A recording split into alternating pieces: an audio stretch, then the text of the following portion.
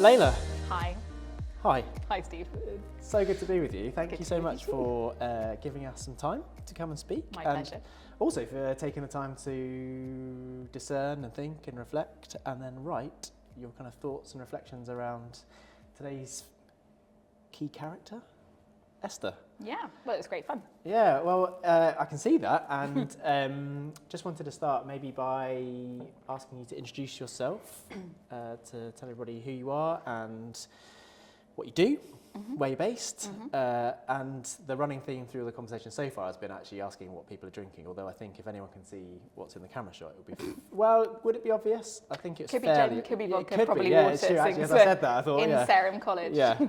And James Woodman is not doing one of his bar nights, so, you know, safe. My name's Leila Mather. I am the Rector of Charminster, Stinsford and the Chalk Stream Villages, which is a benefice of 6 rural but vibrant, inclusive, wonderful communities, sort of just north of Dorchester, so between Dorchester and Sutton Abbas, in sort of 3 different valleys there. And yeah, what else do you want to know? So, can you just confirm what you are drinking? Oh, I'm drinking water. Yeah, and is that your drink of choice? It is not my drink of choice. What would be your drink of choice? So I've just given up caffeine, which is really painful. Yes. So decaf coffee that smells, tastes and looks just like coffee Yes. that has caffeine in it is my go-to drink of choice. Okay. In the morning. Yes. You know. The other question I wanted to ask was, you have 5 pairs of Wellington boots. I'm actually wearing 1 pair. They're my smart, The smart ones. Okay. graveyard. They look good under my cassock because no one can see them. The graveyard boots. The graveyard wellies. Okay. Yeah. Do they all have specific, what's the word? Categorization? I mean, kind of. I've got the emergency ones in the car for, you know, when you get out of the car and you're in a flood. Yes. But my parishes get really flooded. So I have waders, so I can get to church when the water's 3 foot deep through the water meadows. And then I have like my smart, like walk the dog wellies. Yeah. I've got 2 pairs of throw them on emergency wellies. And then I've got these graveyard boots. Okay. And then obviously the question that everybody will be wanting to know. Right. The answer to, which is your favourite pair? I think that's just you, Steve. I don't think anyone wants to know that. Okay, let me rephrase that. The question that I want to know the answer to is, which is your favourite pair of boots? I don't think I have a favourite pair of boots. Okay, I'm not that's sentimentally attached to my welly boots. They're just okay. there. They're convenient. Okay, You know. I mean, I'm sorry. That's a good answer. I'm ruining it That's for a good you. answer. Why do you have to have favourites? I mean, know. Why? Exactly. It's like saying I have a favourite church, which of course I don't. Well, Yeah, clearly. Now, talking of favourites, I don't know if favourite is the right word for us to begin with, but you've written a reflection on the character of Esther. I have. So I guess the question is, why did you choose Esther? So we had a pretty good choice of characters, and I sent back saying I'll do Esther or Rahab or Ruth, and Will, lovely Will, has to do Rahab. Doesn't have to, you've chosen to do Rahab, right? But Esther, in my mind, is a really interesting character because she was a Jewish orphan girl living outside Jerusalem. She was living in diaspora, which means sort of the people who'd been exiled. And she was someone who was kind of learning about her Jewish identity whilst also stepping out into a culture where she was becoming prominent amongst a different sort of different land, a different people. So her birth identity, in the sense of her surroundings, will have been Persia, but her kind of human identity and her identity as one of God's children was coming from that sort of family line. And you really see that develop throughout the book. As she goes, she kind of steps more and more into those shoes as one of God's Jewish people. Yeah, and maybe could you tease that out a little bit more, actually, about why that's so interesting or resonant for you, and that kind of journey for Esther around that? I think it's resonant to me because if we think about God's call and vocations, which I'm pretty passionate about, and sort of the identity that God's given us, quite often we think about it as kind of this set thing. You know, we're born this way and we'll always live in those shoes and we'll always act a certain way, be a certain way. But actually here we see a real development, and it's not often in the Bible that you see a woman developing in character and having her own voice and being in a position of leadership. But when you do, they're usually really short narratives, like the story of Deborah in the book of Judges, which is really just one chapter. The story of Miriam in Exodus is really only a few verses. She's not named at the start of the book of Exodus, she's just Moses' sister. Yeah. Whereas the story of Esther is, 12 chapters, I think, of an entire book, and you watch her really sort of grow and develop, both in terms of her identity, but also in terms of her courage and boldness and her wisdom and discernment in making choices, and in her sort of prayerfulness. So it's quite an exciting story from a sort of learning about people and learning about what it means to be God's people perspective. Yeah, love that. And I guess one of the things that's quite interesting about your reflection was the way that you kind of draw out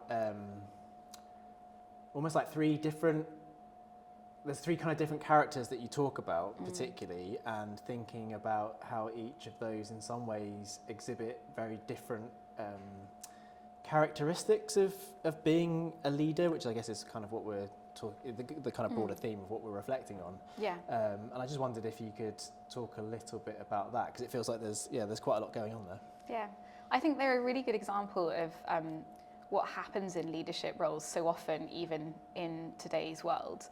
You have King Ahasuerxes, who he's not necessarily a bad person. He's not a particularly strong leader, but you can tell he's been in his position for so long, as kings were in those days, that he's kind of lost touch with his people. He has no accountability.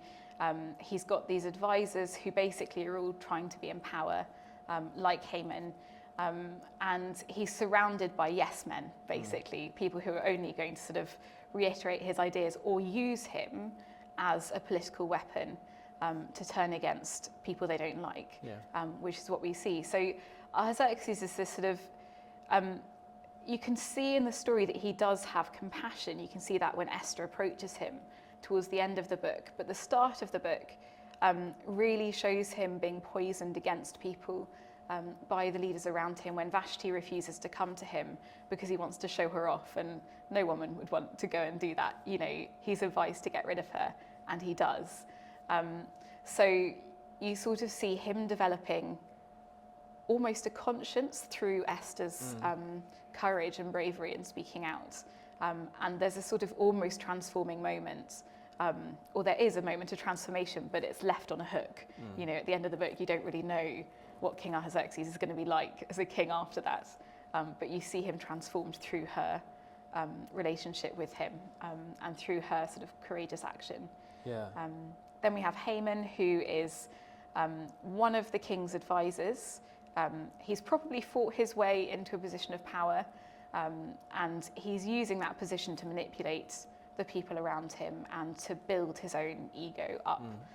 So he declares that everyone in the kingdom should bow down to him, should prostrate themselves, quite literally, bow their whole bodies down before him, knowing full well that there are a group of people in the kingdom of Persia who are Jewish, for whom the first law is you cannot bow down to anyone except the Lord your God, which is sort of one translation.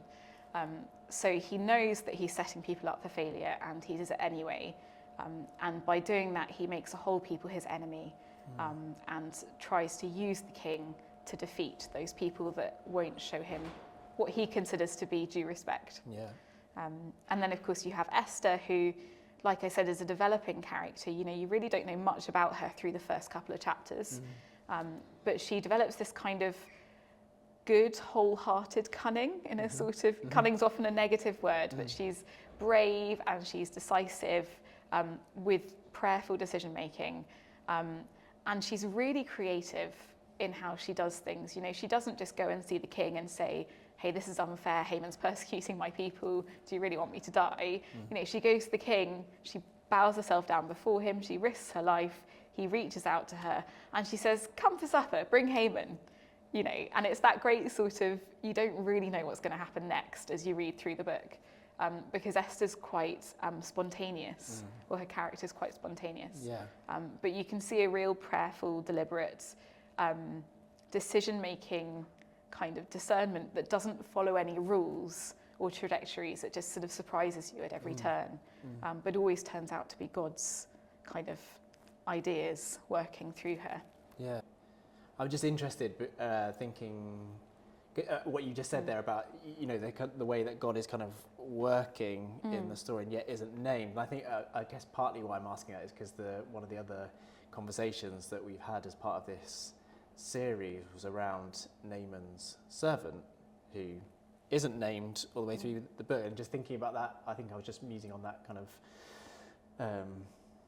of contrast between those two stories, that in one story you've got this kind of servant who's not named but has this incredible kind of story and impact, and then in this story as well, how God is not specifically named and yet there's such a tale of faithfulness, isn't there? Yeah. No, it's extraordinary. You see it particularly with Mordecai, Esther's uncle. You know, you see him taking the lead on fasting and praying, and him advising she's not really his niece, she's his sort of kinswoman, you know, he adopted her, to do the same, to fast and pray. And so you see that faith being passed through a kind of adoptive family line, without, you're right, sort of explicitly mentioning God and what God's doing. Yeah. But you do see the faithful presence there. Yeah, absolutely. And I just wondered if you might be able to just say a little bit more about, I know you mentioned it in the reflection, and we talked a little bit just before we started recording around that, the bowing down prostration and the kind of way that that's used in with Esther. And I know we say it doesn't necessarily mirror, but that kind of the use of that word and how it correlates between those two instances. Yeah, it's one of the sort of first laws in the Bible is the commandment, you know, I am the Lord your God, you'll have no other gods before me. And taken literally, that's kind of that idea of not bowing down to idols. You see it echoed through scripture, where you see things like idols present in the stories of Leah and Rachel, and idols hidden under saddles and that kind of thing. And there's this thing of sort of, you don't prostrate yourself, you don't throw your body down before anyone except God, who created you. And time again throughout the scriptures, we see people being challenged to bow down. So for example, the golden calf, you know, we see people wanting a God to worship. And so Aaron helps them to create this golden calf while Moses is up the mountain getting the 10 Commandments. And by the time he comes down, there's a golden calf, which is impressive craftsmanship. And they're all bowing themselves down, to sort of throw yourself down, to prostrate yourself before whatever it is, the object. So when Haman demands that everyone should bow down before him or before his likeness, and Mordecai refuses, what he's doing is simply keeping that first commandment, you know, you shall have no other gods before me. And he's taking it as a very literal sort of physical sign. Later on, of course, we see Esther completely abandoning that, or so it seems, and throwing herself down before the king. And that's more of a kind of interpretation, I think, of gesture. You know, if Mordecai bowed down before Haman, it would be showing him respect. Esther is throwing herself in front of the king in sort of desperate attempt to plead for help, knowing full well that to enter the chamber of a king uninvited automatically risked getting the death penalty, unless he holds out his scepter, which of course he does in the story. But she throws herself down knowing that she's doing something drastic. So she's not worshipping the king, but she is sort of risking both breaking the law of walking into the king's chamber and interrupting him, and also risking the law of being seen by her people to be bowing down to someone that's not God. So it was a really risky move. Yeah, and I think it's really easy, isn't it, to kind of lose sight of that, because it's, I mean, for some people the story might be really familiar, but for other people it might not be. But for those for whom it is familiar, you can kind of quite easily miss that. Like you were referring to earlier, actually the story is amazing, because you at each point, if you're reading it for the first time, you don't actually know. No, you have no idea what's going to happen. And so that the stakes and the level of risk involved is really easy to overlook, I suppose. It is, yeah. Yeah. In your kind of thinking and reflecting and writing, was there anything that kind of going back over the story again that kind of struck you afresh or anew, or was there anything that surprised you in kind of thinking about it again? Yeah, I think I was reminded of, like I wrote about my own vocational journey, where I had come from a church background where women didn't teach, preach and lead. I was in a New Frontiers church when I really felt called. And I dabbled with my local Anglican church in Tisbury, which is just down the road from Sarum College here. And I had been attending Holy Week events, and I felt God's call on Maundy Thursday during a vigil, and it just grew stronger and stronger over time. And I went back to my church community and said, this is what I feel called to do. And they said, don't be ridiculous, you're a woman. God doesn't call women to church ministry in that sort of way. And so I was asking God for sort of images of people in the Bible that would help me to discern what I was being called to. And some people might have expected to get Moses or Abraham or David or Deborah even. And as I was reading, it was the character of Haggai, the eunuch who tended the king's harem, who really stood out to me as someone who had this role of almost beautification. He's not really changing what these girls look like, but he's nurturing them and hopefully nurturing them nicely and preparing them to meet the king and teaching them, how to behave as sort of royal courtesans, I guess. Yeah. And just bringing out that inner beauty that had been spotted when each of the girls was brought to the palace in the first place as a possible candidate. And I loved that idea of beautifying the bride of Christ, or beautifying the church, and preparing people for more of that life, living with God, and really discerning the beautiful things that God has placed in each person. Yeah, well, thank you for sharing that that kind of personal resonance. I think that's a really it's a really lovely insight into your kind of experience with the character and with the story. And so, thinking a little bit about the context of the story of Esther and how you so helpfully drawn it into, or in kind of relation to our current kind of context, thinking particularly about the context of the church that we that we find ourselves in. Just wondered if you might be able to talk a little bit more about your thinking around that and the resonance again of this story, this amazing character, and where we find ourselves. Yeah, I think she's a really important example of a leader who valued truth above the sort of threat to her own life. So that example of her throwing herself down before King Artaxerxes, is her basically, after the dinner parties, saying, I am one of these people that you're killing. Please stop this, basically. I'm standing up for my people. And right now in the church, we're seeing a step where people are walking out of places where they have been silenced, I guess, and being incredibly brave and speaking truth to places of power. And that's something that we really need to celebrate and also listen to, pay really good attention to. And actually having someone like Esther to watch and to see as an example of how we can really value truth and courage, and shining lights into places that are dark, is just a really great example for where we are now as a church. Yeah, absolutely. It does feel like a really pertinent. I keep using the word resonant, but I guess it resonates. It does resonate, it's all good, and I think that's a really helpful way of really bringing that to the surface. So thank you. And then the kind of, I guess the final question really is, if I was transferred out of this seat and Esther was transferred in, and you had a moment together with Esther, and you could ask her one question, what would you ask her? I would ask her what happened next, because it's one thing that's really not answered in the book of Esther. And there's a book in the Apocrypha called Greek Esther, which sort of seeks to address some of the missing elements of God in the Hebrew book of Esther.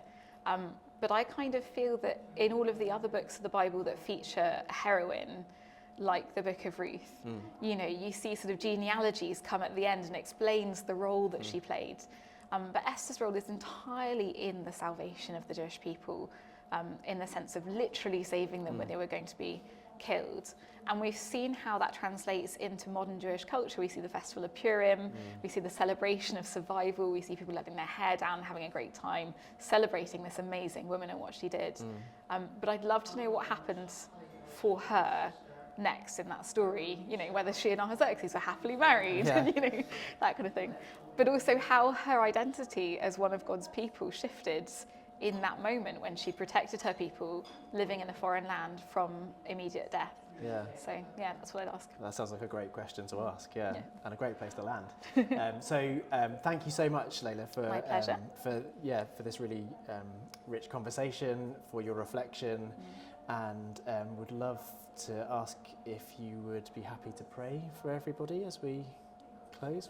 Absolutely, let's pray. Close.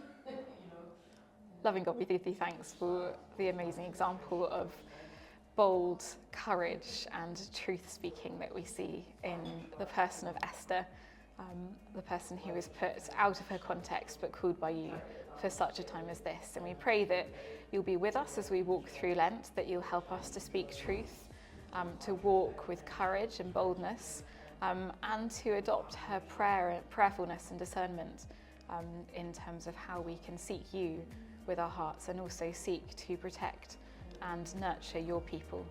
Amen.